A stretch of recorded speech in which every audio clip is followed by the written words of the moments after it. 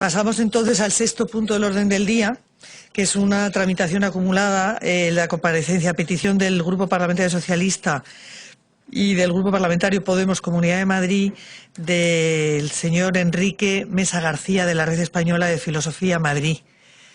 Si quiere usted acercarse a la mesa. Buenos días, muchas gracias por su presencia en esta comisión.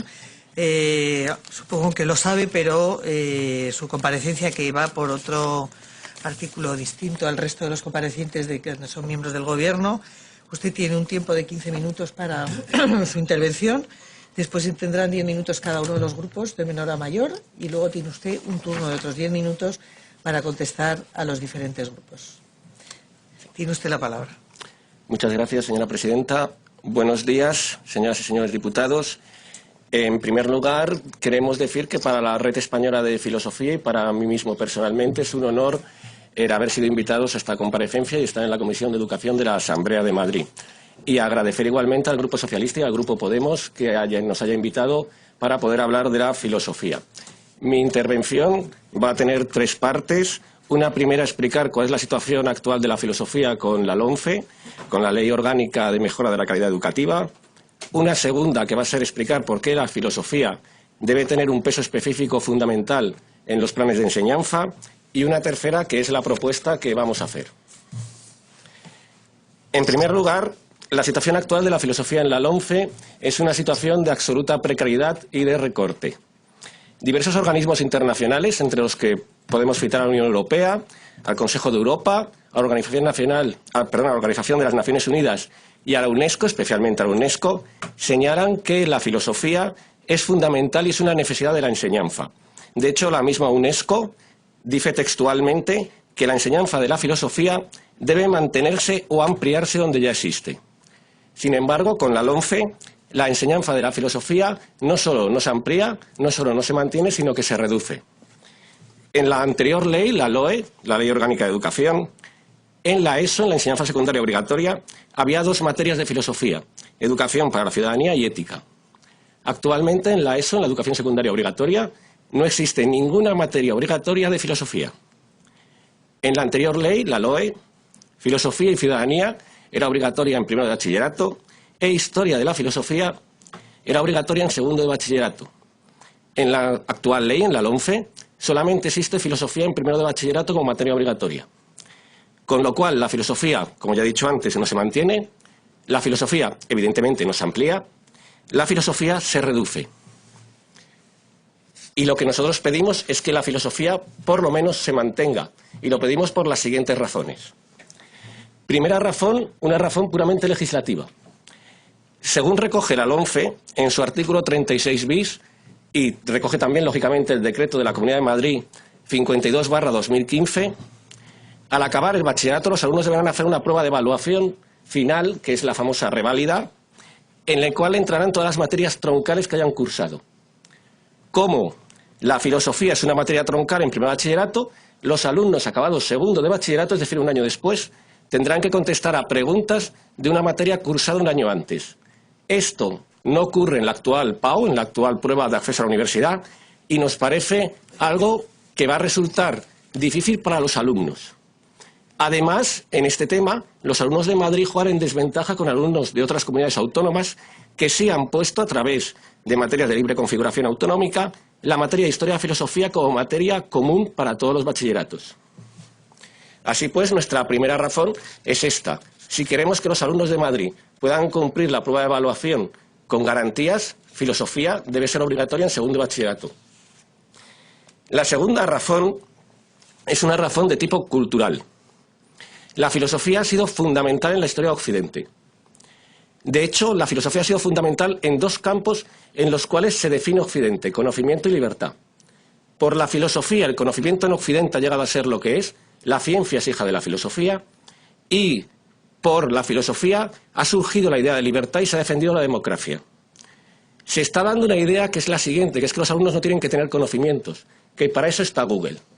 Esta idea, sin embargo, no tiene en cuenta un hecho que es lo que se llama el capital cultural previo, que es lo que los alumnos ya conocen porque lo han vivido en su ambiente familiar. Si quitamos filosofía, si quitamos la materia que ha sido fundamental en Occidente, lo que vamos a conseguir es que todo este capital cultural previo de conocimiento y libertad se pierda. Hay alumnos que en su casa solo ven Gran Hermano, no lo olviden. Segundo punto es hacia una pedagogía con la adolescencia. La filosofía tiene un efecto para los adolescentes en su desarrollo intelectual, en su desarrollo social y en su desarrollo afectivo y emocional. En su desarrollo intelectual, en cuanto que la filosofía es el reino del pensamiento abstracto absoluto y es el reino de la rigidez de la argumentación y de la precisión del lenguaje. En su efecto social, porque la filosofía lo que busca es un efecto en el cual se niegue la fácil identificación. La filosofía no quiere ser una socialización meramente, sino que quiere ser una socialización crítica. Y para ello es muy importante que los alumnos la ejerzan durante por lo menos un curso en la ESO y 2 cursos en bachillerato. Si tenemos miedo, y con razón, al auge de ciertos movimientos totalitarios que se están generando en Europa, la filosofía es un remedio para ellos. Y por último, en el desarrollo afectivo y emocional, la filosofía lo que ayuda es a que el pensamiento surja como mediación entre la realidad y las emociones. Hay que tener cuidado con un canto hacia las emociones absoluto. El pensamiento es fundamental. Y eso ha sido también la historia de la filosofía. La primera pregunta que se hicieron para que surgiera la filosofía, que no hay que olvidarlo, surge contra el mito, es preguntarse por qué. Y esa pregunta no es emotiva, es intelectual. Por último, lo que queremos también decir es que la filosofía es fundamental para una sociedad democrática. La democracia son ciudadanos autónomos y críticos. Y el reino de la autonomía y del pensamiento crítico es la filosofía, como ya señaló Kant, con su lema sapere aude, atrévete a pensar. Podemos decir que la democracia es el modelo social de la filosofía. Por lo tanto, por estas razones que hemos expuesto, la filosofía es una necesidad en el currículo, tal y como ya hemos señalado, también cree la UNESCO. ¿Cuál es nuestra propuesta entonces? Nuestra propuesta, que lo que quiere es no solamente hacer caso a estos organismos internacionales, sino desarrollar plenamente el artículo 27.2 de nuestra Constitución, que dice: la educación tendrá por objeto el pleno desarrollo de la personalidad humana, se divide en 2 partes, una para la educación secundaria obligatoria y otra para el bachillerato. Y es una propuesta perfectamente factible, puesto que se está realizando en otras comunidades autónomas de España.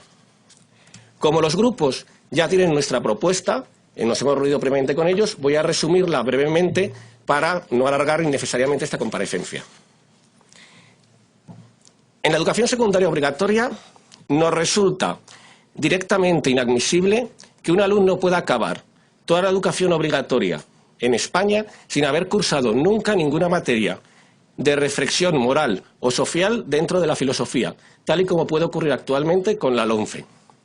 Por lo tanto, lo que pedimos es que en cuarto de la ESO haya una materia nueva y común, que la imponga la Comunidad de Madrid, que se llame Ética y Educación Cívica, y que se dé en ambas modalidades, tanto en el cuarto de la ESO académico como en el cuarto de la ESO de enseñanzas aplicadas.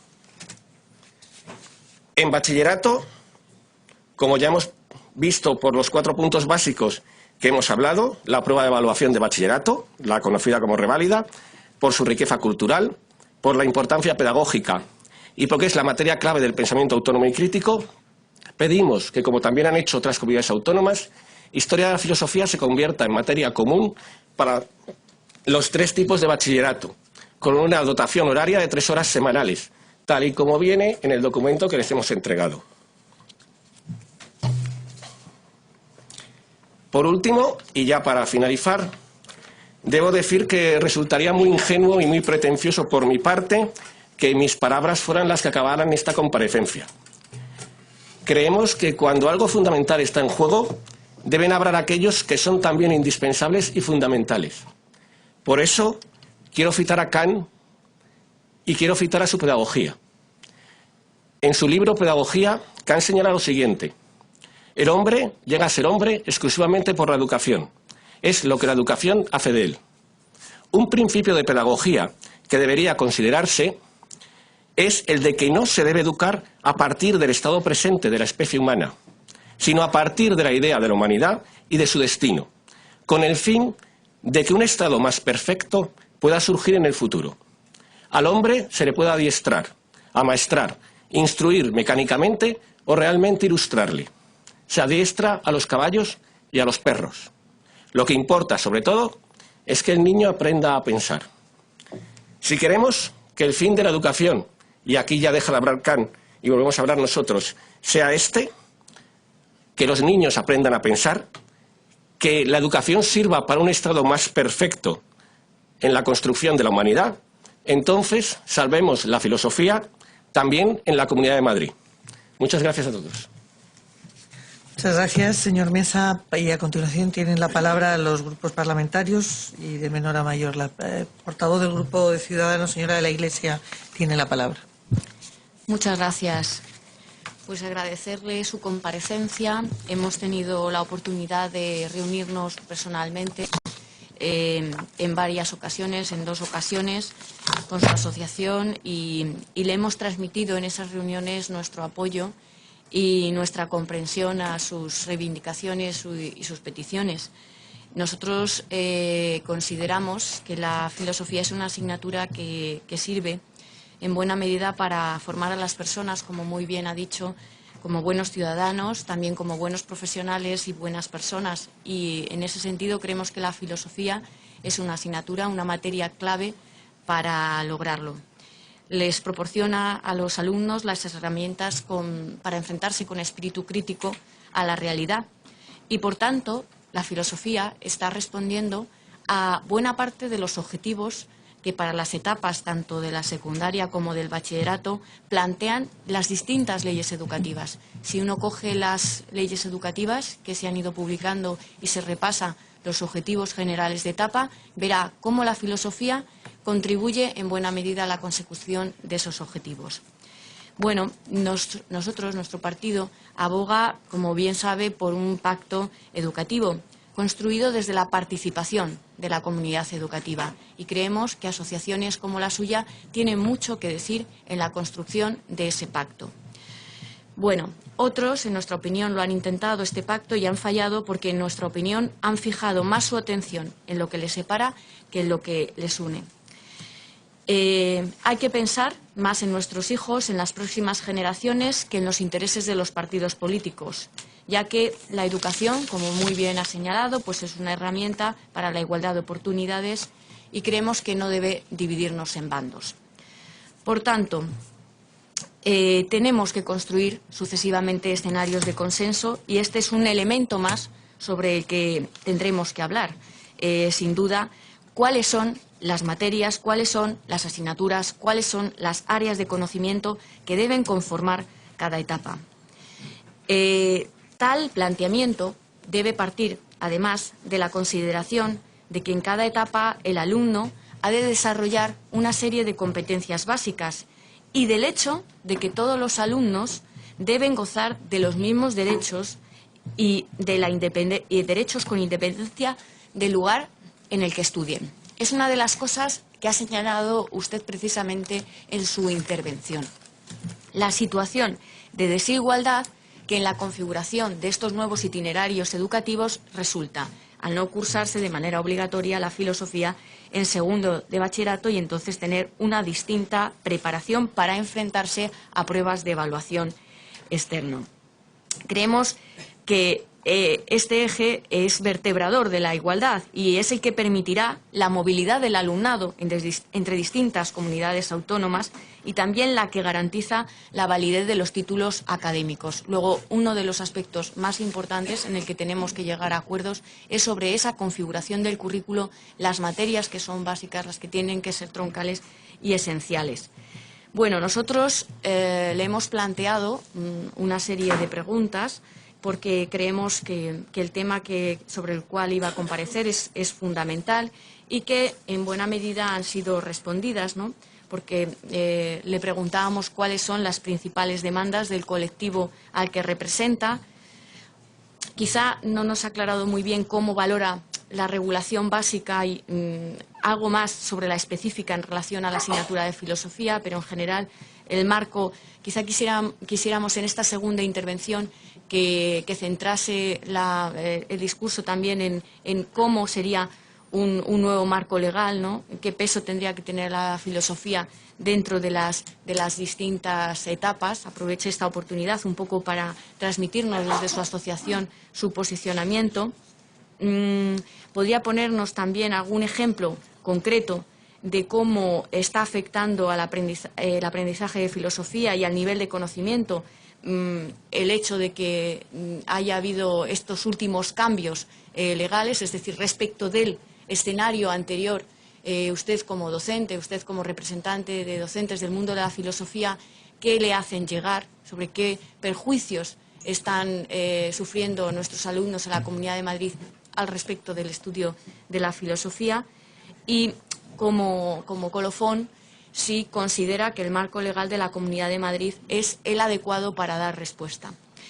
Quisiera decirle que nosotros en estas entrevistas que hemos mantenido con su colectivo, con su asociación, pues le hemos transmitido nuestro apoyo y también nuestra sorpresa de que este asunto que tratamos casi al principio del curso escolar, recuerdo la primera reunión que tuvimos, pues todavía esté en esta situación. Es decir, que no haya habido por parte de la Administración educativa, por medio de reuniones con las direcciones generales, algún tipo de respuesta concreta. También, si quisiera un poco ampliarnos este aspecto, porque creo que es muy importante creemos que es muy importante escuchar a los sectores afectados si realmente queremos llegar a un acuerdo educativo duradero en el tiempo. Muchas gracias. Muchas gracias a usted, señoría. Tiene la palabra por el Grupo Parlamentario Podemos, Comunidad de Madrid, la señora Salazar Alonso. Gracias, señora presidenta. Muchísimas gracias por la presencia de la Red Española de Filosofía. Bueno, yo como siempre he sido profesora de filosofía, que no se entienda esta defensa como una cuestión personal, sino como un posicionamiento de Podemos, del Grupo Parlamentario Podemos, aunque yo creo que me va a salir un poco la emoción, porque es cierto que me he dedicado toda la vida a eso. Yo creo que para plantearse sobre todo lo que es el currículum dentro de la forma más amplia, ¿no?, dentro de nuestro sistema educativo, hay que tener una visión global de qué elementos y qué materias tienen que tener más peso o menos peso dependiendo qué actitudes y qué conocimientos se tengan que tener, ¿no? Y ahí nosotros entendemos que la educación es la herramienta que tenemos, por una parte, para una formación personal que nos facilite la convivencia, pero también que a los estudiantes también les abra caminos y les abra puertas para sus aficiones, etcétera. También es una herramienta, la educación, para la participación activa dentro de la sociedad en el futuro, tanto como trabajadores y también, sobre todo, como ciudadanos que tienen que convivir. De la propuesta que usted nos hace es, por una parte, la ética en el caso de secundaria y, por otra parte, la historia de la filosofía en segundo de bachillerato. Y voy a hablar un poco de por qué entendemos que es necesario. Nosotros creemos que la LOMCE lo que tiene es una visión muy pragmática de la educación, muy apegada a una herramienta útil en un solo sentido de la sociedad. Con respecto a la ética, desde luego los valores morales tienen que ser transversales a lo largo de toda la educación, pero creo que hay un momento fundamental que implica la reflexión sobre estos valores morales. Es decir, uno se tiene que plantear el mundo desde una óptica moral siempre y no desde una óptica utilitaria. Yo creo que el ejemplo clásico que conocemos, los que construían los campos de concentración lo hicieron magníficamente, ¿no? Si uno se plantea, yo no sé si han visto ustedes un documental que era Shoah, que era el cómo se construían. Entonces decías, bueno, es que técnicamente, verdaderamente, magníficamente, con una optimización de recursos, pero claro, falta la óptica moral, y esa óptica moral, la educación tiene que atravesar toda esta óptica moral, ¿no? Nuestro posicionamiento ante el mundo no hace falta solamente que hagamos cosas eficaces, sino el posicionamiento moral desde la cual lo hacemos, ¿no?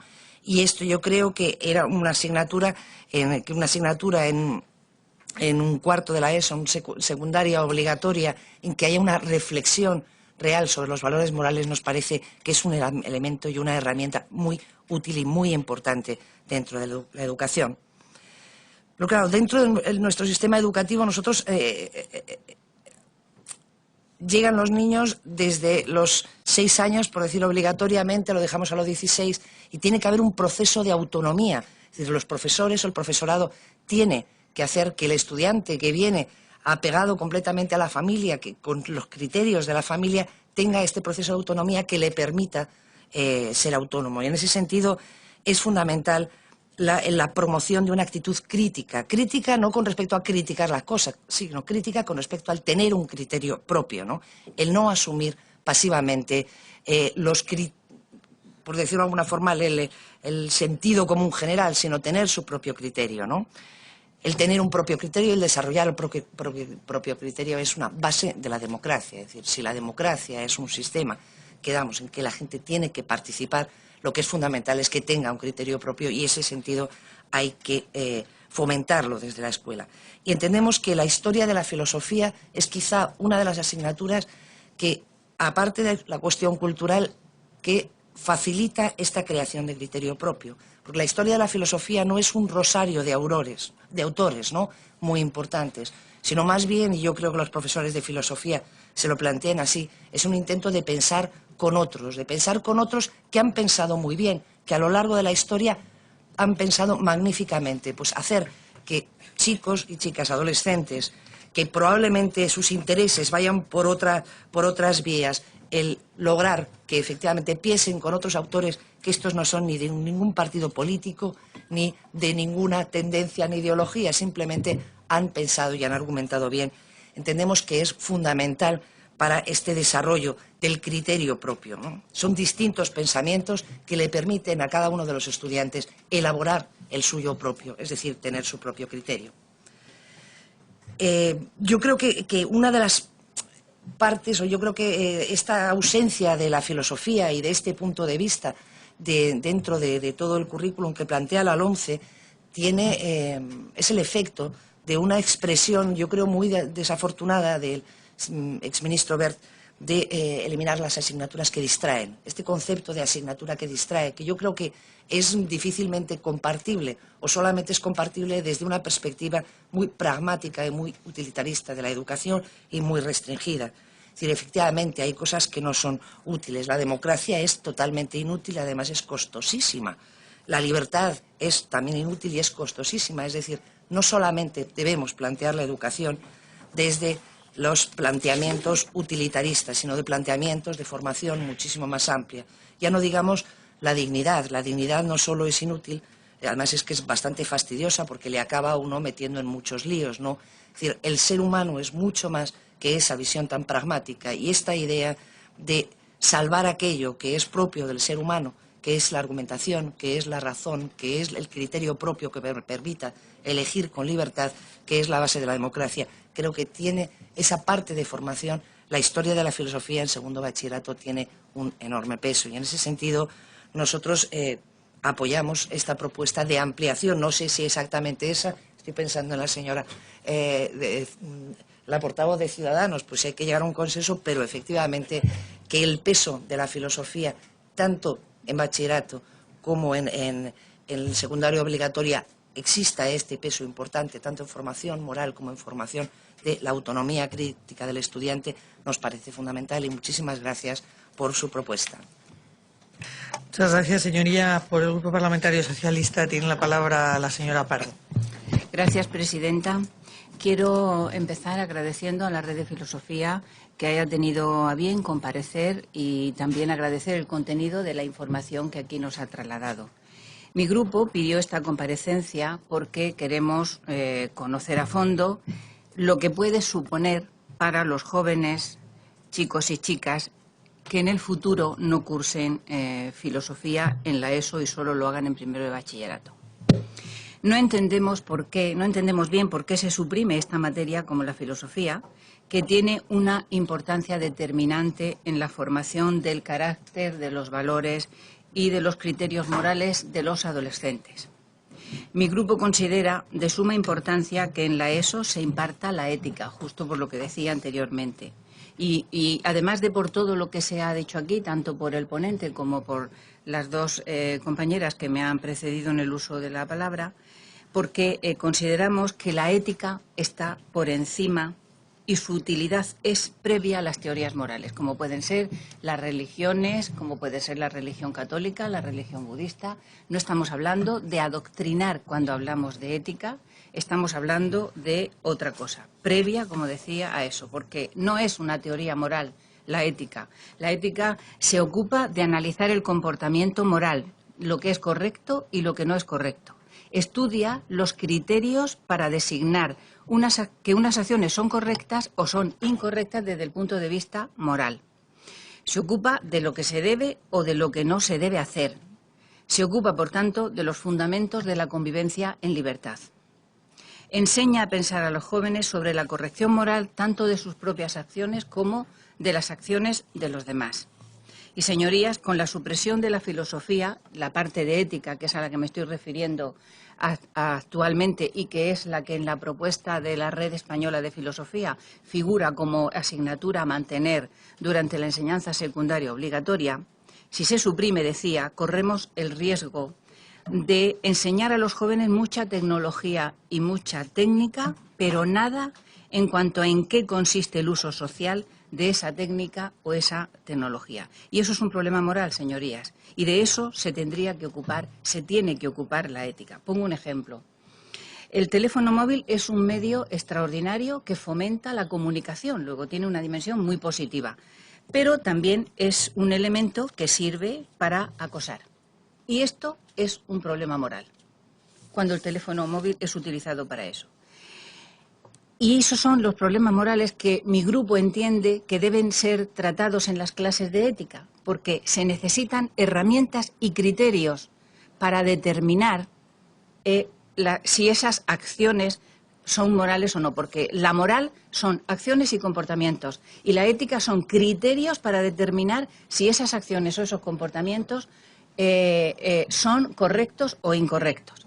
Me he esforzado mucho, señorías, en aclararme yo misma para poder hacer esta intervención, porque me parece que en el fondo de una posible negativa puede estar la idea de que la ética es una herramienta para adoctrinar y nada más lejos de la realidad.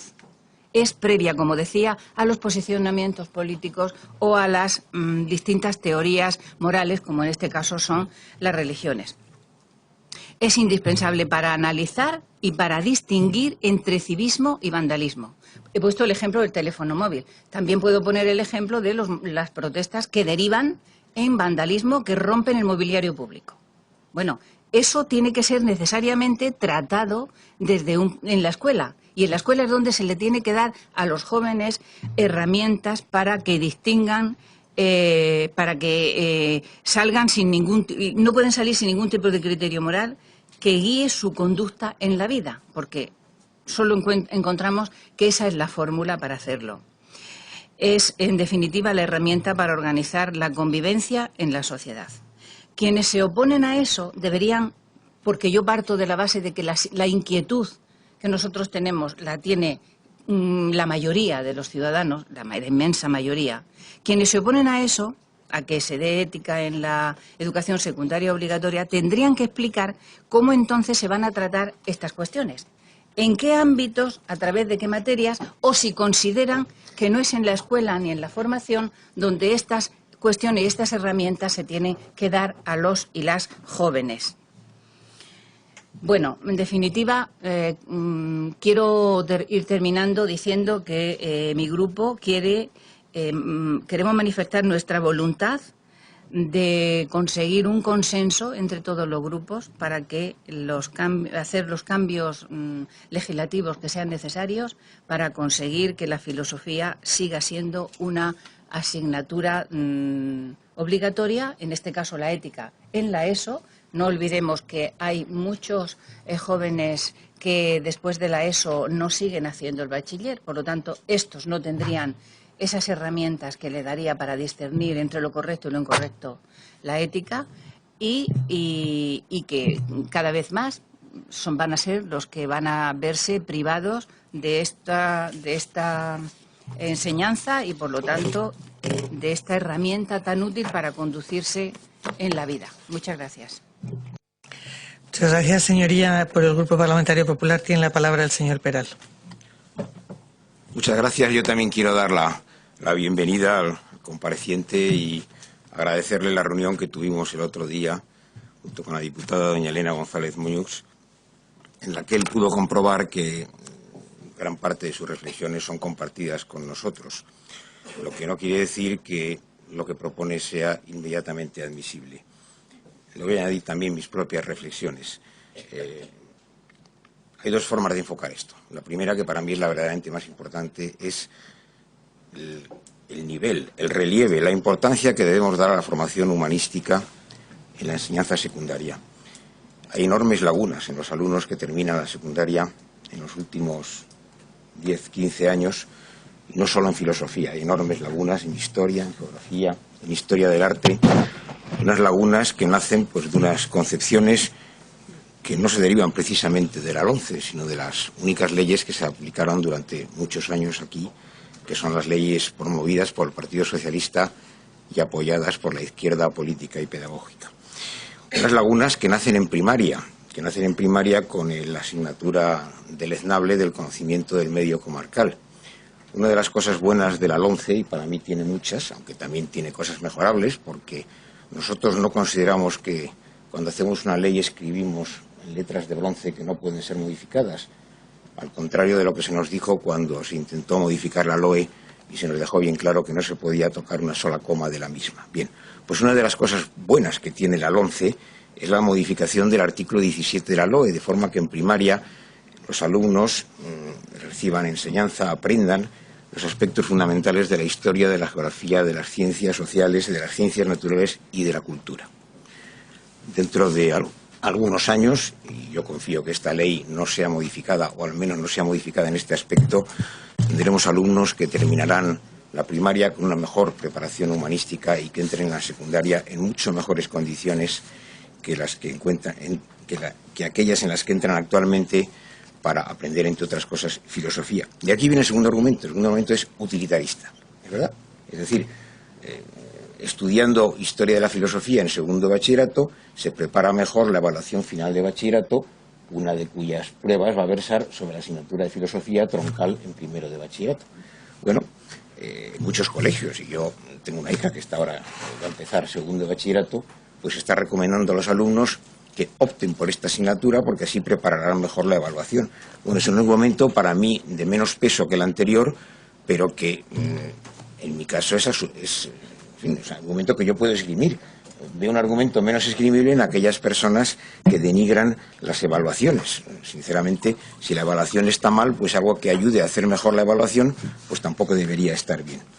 Entonces, la reflexión general es si esta asignatura, ¿qué debemos hacer con ella? Podemos, como propone la Red Española de Filosofía, en el fondo, hablando claro, pues imponerla a todos los alumnos, reduciendo la capacidad de elección de los alumnos y de sus familias. Bueno, es algo defendible y algo que tiene sus argumentos, pero todo lo que sea reducir la capacidad de elegir, pues habrá otras personas, habrá otras familias, pues que no estén de acuerdo. Y nosotros ya sabe usted que respetamos siempre el derecho de elección de las familias y de los alumnos como una de las claves de la educación. En segundo lugar, a mí me parece más razonable. Pues hay que extender a través de un proceso de reflexión de los centros dentro de su autonomía pedagógica, un proceso de reflexión con los alumnos y con las familias sobre la conveniencia de optar por esta asignatura en tanto se mantengan las normativas legales vigentes. La conveniencia de que es una asignatura que va a contribuir a su formación humanística, una formación humanística que en muchos casos no irá más allá del bachillerato y que además les puede ayudar a superar con éxito la evaluación final del bachillerato. En todo caso, estamos abiertos a hablar, a reflexionar sobre todos estos puntos. No me parecería mal que los centros propusieran a la Comunidad de Madrid pues que esta asignatura pues fuera una de las de libre configuración autonómica. Y lógicamente la Comunidad de Madrid pues adoptará la decisión adecuada en función de las disponibilidades de horario, disponibilidades de personal, etcétera.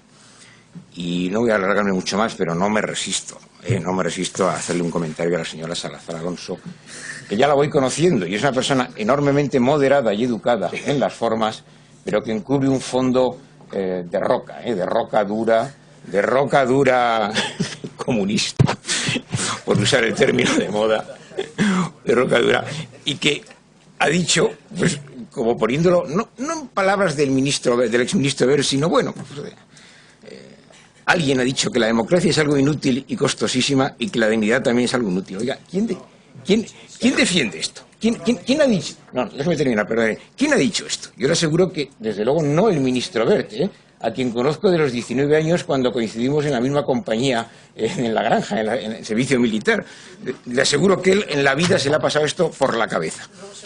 Pero, no puedo evitar pensar que donde sí hay personas que consideran que la democracia y la dignidad es algo inútil, es en otros países, Es actualmente en Venezuela hay personas que probablemente piensan que la democracia y la dignidad es algo inútil. Y probablemente hay también bastantes personas en Cuba que lo piensan. Y desde luego hubo muchas personas en países gobernados por regímenes comunistas que no es que lo pensaran, es que lo pusieron en la práctica. Pues esto es un poco en este debate que tenemos ahora sobre si ustedes son socialdemocracia o comunismo, pues mire, lo voy a terminar con una perla final, que es de Lenin, ¿no? Usted no negará que Lenin era comunista, ¿verdad? Bueno, pues palabras de Lenin en El Estado y la Revolución. Decidir una vez cada cierto número de años qué miembros de la clase dominante han de oprimir y aplastar al pueblo en el Parlamento. He aquí la verdadera esencia del parlamentarismo burgués. No solo en las monarquías constitucionales parlamentarias, sino en las repúblicas más democráticas. Estas palabras no las suscribiría ningún socialdemócrata del mundo. Gracias, señora presidenta. Al traer la campaña electoral a la comisión. Gracias, señoría. Por favor. Para contestar a los grupos políticos, tiene usted la palabra, señor Mesa, por tiempo de 10 minutos. En primer lugar, muchas gracias a todos los grupos por su apertura hacia el diálogo sobre este tema. Y como hay 10 minutos, voy a intentar contestar en bloque para hacer la respuesta posible. En cuanto al tema de cómo valoramos la regulación básica y específica y qué es lo que está ocurriendo este año, bueno, este año lo que está ocurriendo es que estamos dando una clase de primero de bachillerato con un currículum, unos estándares de aprendizaje que son de una extensión inadmisible, que son de una profundidad que es inadmisible para un alumno de bachillerato que por primera vez da filosofía, y que además estamos dando una clase sin saber cómo va a ser la reválida, la prueba de evaluación. Es decir, se nos está pidiendo que preparemos a los alumnos para una prueba de evaluación que no sabemos cómo es. Kant distinguía entre fenómeno y noúmeno. Fenómeno era lo que podíamos percibir y noúmeno era aquello que era la cosa en sí que no podíamos percibir. Pues la prueba de la reválida hemos preparado para el fenómeno y resulta que la prueba de reválida es un noúmeno. En cuanto al tema del peso horario, es lo que hemos puesto en la petición a los diversos grupos. Pediríamos 2 horas para ética en cuarto de la ESO, porque como muy bien han señalado los portavoces de Podemos y del PSOE, es una materia fundamental, sería la única materia de reflexión moral que existiría en toda la educación secundaria obligatoria. No hay que olvidar que el momento fundacional de la ética en la humanidad, no solo en Occidente, en la humanidad, es cuando Sócrates hace la famosa pregunta ¿qué es el bien? Y entonces eso es ética. Ética no es una asignatura dogmática. Ética no pretende que los alumnos salgan pensando determinados contenidos, sino que los alumnos salgan pensando, que es lo fundamental. Es decir, es la creación de aquello que la Ilustración señaló como el fondo de toda democracia, que son ciudadanos críticos y autónomos. Por lo tanto, para nosotros la ética es fundamental, serían 2 horas, e historia de la filosofía serían 3 horas, como muchísimas comunidades autónomas, también lo tienen ustedes, se lo pasamos, han puesto ya. Así podemos citar a Andalucía, a Aragón, a Asturias, a Baleares, a Cantabria, a Castilla-La Mancha, a Cataluña, a Extremadura y a La Rioja. Por lo tanto, consideramos que es perfectamente factible que ambas materias tengan un peso específico en el horario. En cuanto a la idea de la defensa de la elección de los padres, que me parece un buen argumento, el problema es que yo le encuentro un pequeño fallo. Con la Ley Orgánica de Educación, actualmente en segundo de bachillerato los alumnos tienen obligatorias 4 materias, que son las materias en la fase común de la PAU, por ejemplo, que fue ayer, que por cierto cayó en lengua un texto sobre la ética, la de la Cortina. Pues tienen obligatorio el inglés, el idioma moderno, tienen obligatoria historia de España, tienen obligatoria historia de filosofía y tienen obligatoria también la lengua.